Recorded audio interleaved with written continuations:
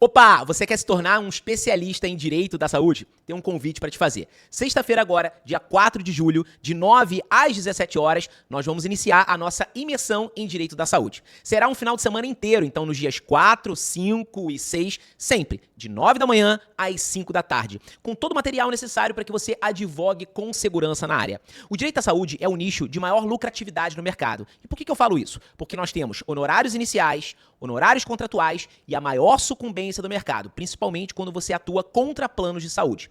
A nossa imersão, ela terá como assunto contra planos de saúde e também contra o SUS. Medicamentos de alto custo, síndromes, doenças raras, doenças crônicas, condições como autismo, reajustes abusivos serão tema desse final de semana. Repito, começa no dia 4 e vai até o dia 6, de 9 às 17 horas. Clique no link que está aparecendo aqui e garanta sua vaga pelo valor promocional. E, diante disso, você teve a oportunidade durante a sua carreira de se especializar num nicho muito específico do direito do consumidor, que tem um alto potencial de crescimento, de alavancagem de carreira, que é o direito à saúde. Sim, sim.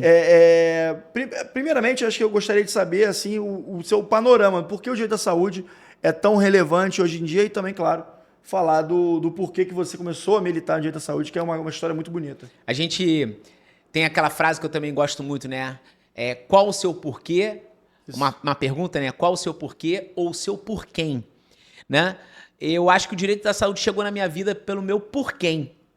E que gerou um grande porquê na minha vida. Isso é muito doido, né? Mas a saúde, ela não espera, irmão. Ela não espera. É uma dor muito latente. Então, estrategicamente, falando de financeiro na advocacia, todas as pessoas que chegam para procurar um advogado que tem uma demanda de saúde, elas têm pressa. Então, elas valorizam muito isso. E se tem um advogado bem posicionado, se tem um advogado que ali fala sobre saúde constantemente, principalmente nas redes sociais dele, ele vai criar uma conexão muito grande com essa família ou com a pessoa que precisa, às vezes é a família que te procura, né? Uma criança que está com problema, ou a própria pessoa te procura, uma pessoa já mais adulta, com um problema oncológico ou com uma doença que foi descoberta depois de um certo tempo, uma doença crônica e etc., ela tem um nível de consciência muito elevado. Por quê? Porque, literalmente, é um termo chulo, mas a água tá batendo na bunda. Porra. A água tá batendo na bunda. Eu preciso daquele medicamento, eu preciso daquele tratamento. Então, estrategicamente, financeiramente, é uma área altamente rentável, porque a saúde não espera. Agora, por outro lado, é uma advocacia altamente transformadora. E por quê? Porque você ajuda pessoas. Você lida com vidas. Na linha de frente, né, cara? Você do direito. lida com vidas, você lida com tratamentos, ou você lida em dar dignidade para aquela pessoa até o final da vida dela. Porque, por exemplo, aqui no escritório, a gente assume muitas demandas que são crianças que não têm chance de vida. Mas a gente dá o tratamento, a gente dá a dignidade até o último dia dela. E a gente tem que trabalhar, isso é uma causa muito dura, é uma causa muito cara, porque você não trabalha só com essa criança, você trabalha com os pais dessa criança. Porque, de certa forma, você tem que trabalhar ali o psicológico desses pais. Porque eles sabem que existe no final dessa corrida um fim, cara. E um fim que pode ser tão próximo. Né? Você pega, por exemplo, uma síndrome, uma síndrome de Patal, você sabe que vai ter um fim.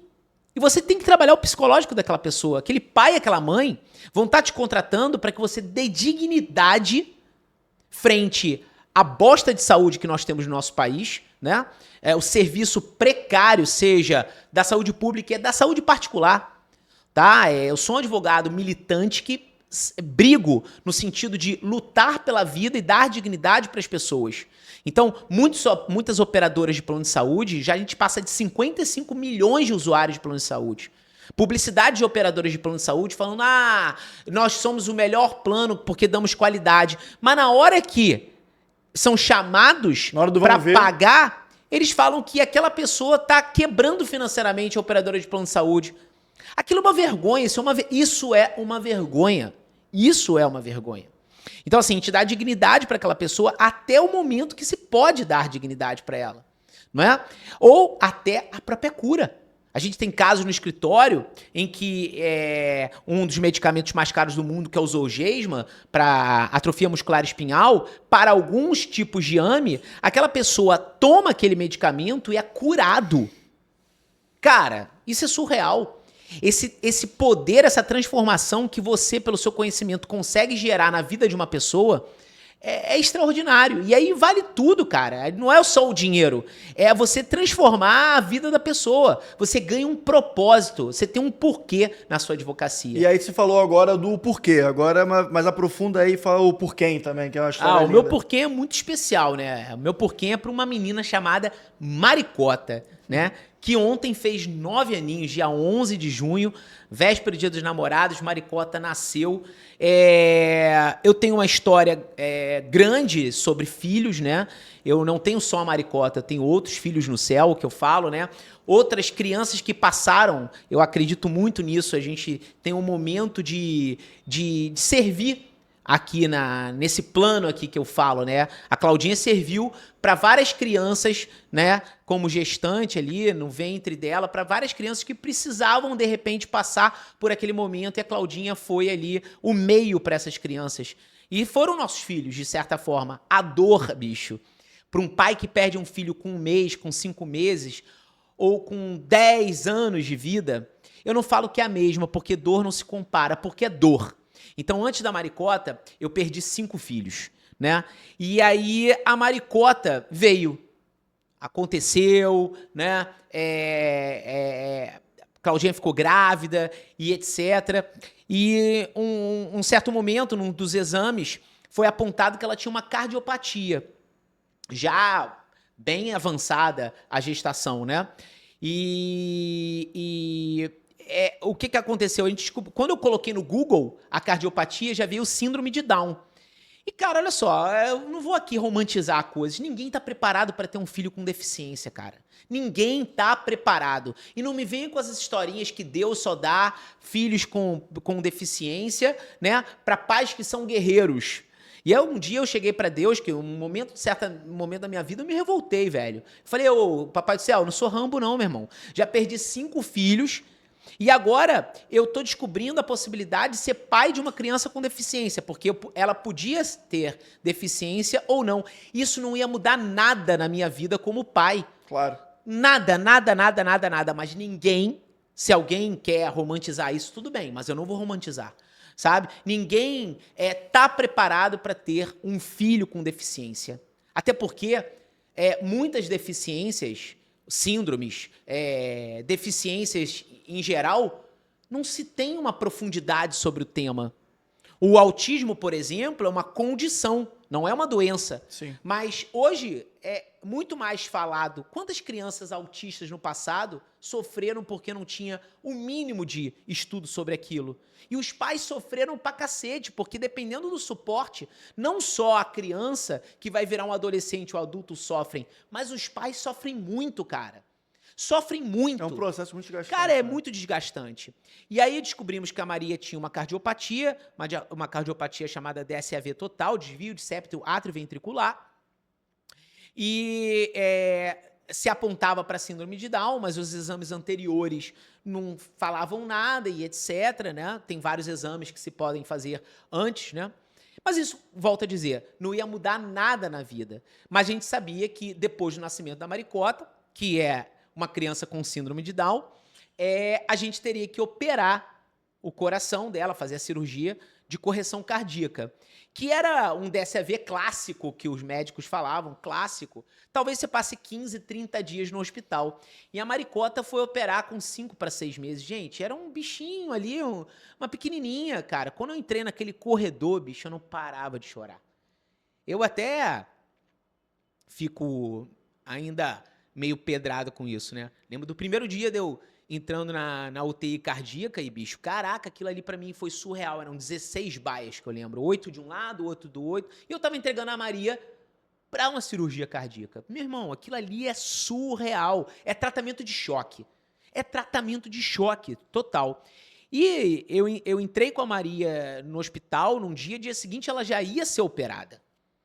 E, cara, a Maria ficou 10 horas em cirurgia. Aí desce psicólogo. Aí tu já fala, pô, que merda é essa? Todo mundo descendo pra conversar comigo e todo mundo falava, ó, a Maria não tá, talvez ela não suporte. Aquilo ali pra mim, cara, era um tiro no coração cada descida da psicóloga pra conversar com a gente.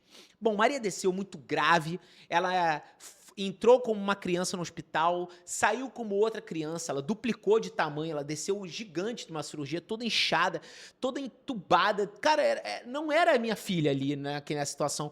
E é mais uma situação de choque que muitos pais passam, meu irmão, dentro de uma UTI cardíaca ou de outras UTIs, né, uma UTI neonatal ali, que não seja com a especialidade cardíaca. Bicho, aquilo ali foi um tratamento de choque. Eu fui para passar 15 dias, eu morei 1 ano numa UTI. Passei meu aniversário, Natal, Ano Novo, aniversário da Claudinha, né? Várias situações. Aniversário da Maria lá dentro, né? Passamos lá dentro também. Então, assim, e a Maria, cara, ela desceu muito grave, ficou muito grave há muito tempo. Não conseguiram fazer a correção do coração dela na primeira cirurgia. Bandaram a artéria dela lá e o coração dela ficou que nem uma salsicha, cara. E essa história também tem um lado muito bonito e que o digital também transformou essa história numa situação muito mais bonita, né? Porque a Maria é uma criança como muitas outras que passam pelo mesmo problema cardíaco ou de outra doença, situações que ali acontecem em UTIs. Mas eu acabei ficando muito tempo sem trabalhar direito, me tornei uma pessoa super endividada, eu sempre fui um professor que ganhou muito bem, um advogado que ganhava bem também, mas que tava duro, cara. Porque eu ficava o dia inteiro na UTI com a minha filha, eu morava na UTI, dormia lá. Eu só conseguia ir para casa quando tinha uma técnica de enfermagem, uma enfermeira, que eu sentia um pouco mais de confiança e eu tava exausto, o corpo não aguentava mais. Era uma cadeira como essa aqui, eu fiquei que nem um birimbau, né? Até a mãe do Caduzão cuidou da Maria durante muitos anos na UTI. Hoje, Cadu, que é o estagiário Cadu aí, que eu sempre brinco, que a gente faz Correio do Amor com ele nas aulas ao vivo e tal. Caduzão, cara, a mãe dele ajudou muito. Hoje até hoje cuida da Maricota, né? Então, assim, fiquei lá muito tempo, duro, e eu perguntei para os médicos quem é o médico para operar a minha filha no mundo. Eu não falei no Brasil, eu falei no mundo. Eu tava disposto, é o que eu falo. A saúde, bicho, ela não espera. Você faz de tudo para salvar a vida do teu filho. Tudo. Você ganha forças que você nem imagina. A Maria ganhou um pai forte, irmão, e eu fui pra cima. E aí o que acontece? Eu tava duro, não tinha mais dinheiro, mas eu falei, cara, o que eu tenho eu vou vender, né? E tava disposto a fazer de tudo. Mas um belo dia eu recebo um direct no meu Instagram falando de uma defesa num processo no interior do Pará, em São Miguel do Guamá. E eu sou muito grato a essa família, eu sou muito grato ao estado do Pará, porque era um processo envolvendo muitos milhões de reais, e era uma causa em que eu podia ganhar um dinheiro, mas eu precisava ganhar aquele dinheiro rápido para pagar a equipe médica que eu trouxe dos Estados Unidos, que era comandada por um brasileiro que tem uma história linda, Dr. Zé Pedro. Se qualquer pessoa procurar Dr. Zé Pedro, cardiologista, renomado no Google, cara, é um cara que saiu em diversas capas de revistas, sabe, chefe de Cleveland, né? E aí eu paguei a equipe dele toda centenas de mil reais para trazer o cara. E quando eu recebi o direct dessa pessoa para defender nesse processo, eu podia cobrar um valor muito alto. Era um processo que envolvia mais de 20 milhões de reais, né? Eu podia cobrar 10%, seriam 2 milhões de reais, mas eu precisava na época de 700 mil, Rodrigo. 700 mil. Então foi esse valor que eu cobrei para fazer a defesa nesse processo, mesmo sabendo que eu estava ganhando menos do que era justo naquele processo, equilibrado, era uma causa grande. Papai do céu me apresentou essa causa e encontrou um cara que tinha conhecimento para abraçar aquilo. Abracei a oportunidade, porque muitos advogados também têm oportunidade batendo na porta e por ficarem ali em cima do muro, eu não sei se eu sou capaz, meu irmão, vai, estuda e assume o negócio. Isso pode mudar a sua vida, sabe? Eu cheguei lá e assumi o negócio. Fui pra lá, cobrei esse valor e aí pronto, cara. Consegui o dinheiro, Maria trouxe a equipe dos Estados Unidos, Maria foi curada da cardiopatia, a gente conseguiu fazer a correção do coração dela. Ela teve outros BOs de saúde, né? Ficou muito tempo traqueostomizada, uma estenose severa, a gente teve que fazer depois uma cirurgia chamada laringotraqueoplastia, que é a reconstrução da traqueia da criança, com uma médica também do Pará. Olha o Pará na minha vida, né, verdade. cara? Também do Pará, que foi para São Paulo, doutora Saramira, que eu sou extremamente grato, né? Toda a equipe da Perinatal Rio de Janeiro, Hospital Sabará em São Paulo, doutor Zé Pedro, que veio dos Estados Unidos, eu sou muito grato, salvaram a vida da minha filha. Toda a equipe de técnicos de enfermagem, enfermeiros, médicos, eu tenho uma segunda, uma terceira família. Eu lembro que a primeira festa de aniversário da família da Maria era tanta gente, médicos, enfermeiros, etc, que, cara, era um batalhão de pessoas. Era o hospital inteiro. O hospital inteiro no aniversário dela. Mas assim, o meu porquê nasceu no direito da saúde por causa da Maria, mais forte no ano de 2016. Sim. Então, estamos caminhando aí para quase 10 anos, estamos no ano de 2025, né? Em 2026, 10 anos focados aí muito no direito da saúde e cara, ajudando muitas crianças, né? Não só eu como advogado do escritório, Cristiano Sobral, mas também ajudando outros escritórios, porque muitos alunos me contratam, sabe, para fazer as iniciais, para ajudar eles nos processos. Então, estou aí distribuindo meu conhecimento que, cara, eu não nasci sabendo isso. Ninguém aprende direito da saúde na faculdade, sabe? E que bom hoje tenho eu e outros professores excelentes no mercado. Eu não sou aqui o tipo de professor que vem criticar falando assim, não, porque outros o cara... players, né? Cara, tem vários professores brilhantes no mercado que ajudam outras pessoas a ganharem conhecimento para ajudar pessoas sempre nessa busca da ajuda. Então, e aproveitando agora justamente esse momento que a gente já sabe o porquê e o porquê que você investiu seus esforços, né? E seu tempo no direito da saúde, eu acho que é uma oportunidade legal para falar também sobre a imersão que você vai ser lançada agora para julho. E, enfim, vamos falar sobre isso, porque o que isso vai aproximar a pessoa interessada de ocupar esse espaço que você já ocupa também como advogado nessa área. Isso também tem uma história, irmão, porque assim, eu no mundo das aulas, eu me destaquei muito no direito civil, né? Talvez eu seja um dos 10 autores mais lidos do Brasil, né? Eu tenho o Código Civil comentado, tenho o Direito Civil sistematizado, passei por N empresas gigantes, muitos alunos no Brasil, preparatórios para concursos como defensoria, magistratura, delegado de polícia, OAB nem se fala. Porra, eu posso dizer aí que, cara, dos últimos 15 anos de OAB, cara, o quadro desses últimos 15 anos de OAB, muitos foram meus alunos, sabe? Então, assim, eu tô nesse quadro. Então pronto. É isso. Então, assim, eu me destaquei muito no direito civil. Mas o direito do consumidor, como é uma grande oportunidade e tem a possibilidade de muitos advogados começarem a sua vida no direito do consumidor, eu comecei a montar muitos treinamentos no direito do consumidor. E aí eu falo ainda, né? Porque eu tenho o Vivendo do Código de Defesa do Consumidor, que eu falo que é a minha universidade do direito do consumidor. Lá a gente fala de bancário, lá a gente fala de saúde, lá a gente fala de passageiros, fala de telefonia, fala de energia elétrica, fala de tudo que é uma relação de consumo. Mas toda hora a minha equipe falava, Cris, cara, tu tem uma história linda na saúde, por que você não monta um curso só de saúde?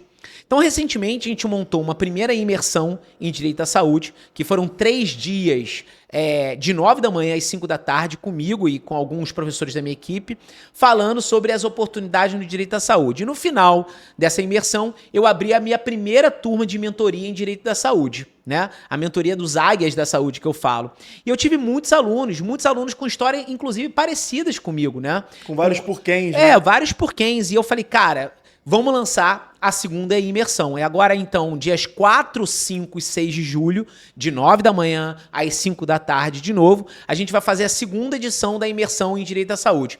Tem uma diferença para a primeira imersão, porque na primeira imersão a gente falou só de advocacia contra operadoras de planos de saúde, que o STJ essa semana, inclusive, bateu nos planos de saúde falando que eles são extremos recorrentes protelatórios que de decisões já pacificadas do STJ, eles continuam recorrendo. Bateu bem batido.